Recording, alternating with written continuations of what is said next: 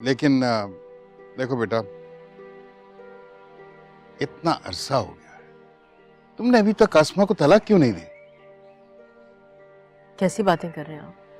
उसके अपने मसले मसाइल हैं, वो कह तो रहा है कि हल कर लेगा। इस पे तो मुझे अपने दोस्त अहमद सलमान का शेर याद आ जाता।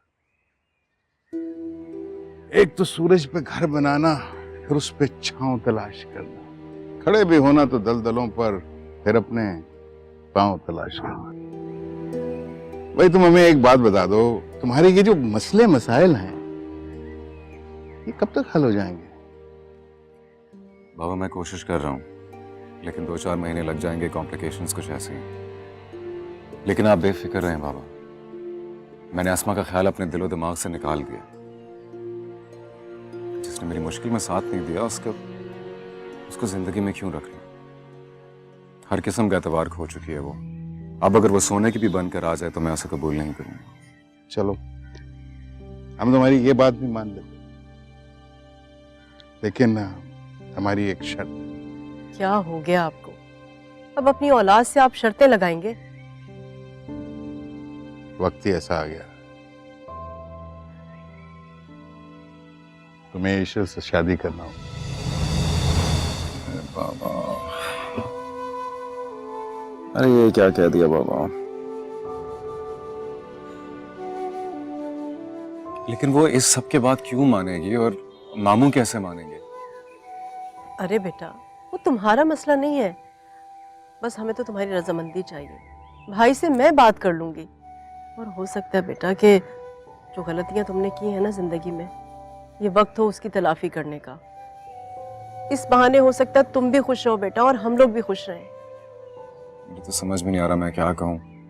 मैं तो सोच रहा देखो था। बेटा, तुम अपनी सोच की हद को छू रहे हो, इसलिए अब सोचना बंद कर दो।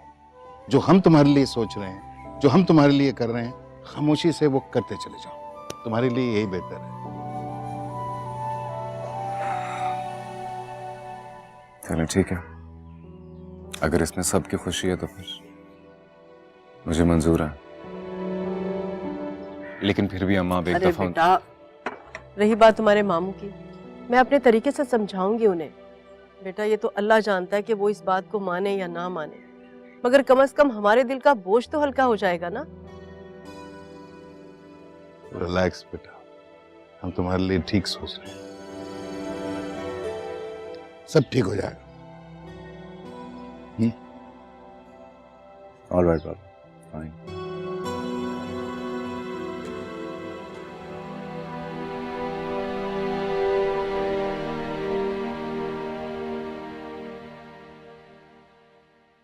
कील में लगता है ईशल ने कहीं दुपट्टा फंसा दिया, ऐसा बड़ा फट गया बीच में से। आपा, वो हारिस वापस आ गया है क्या? कह रहा था कुछ कारोबार में मसला है, 2-3 महीने मजीद लग जाएंगे।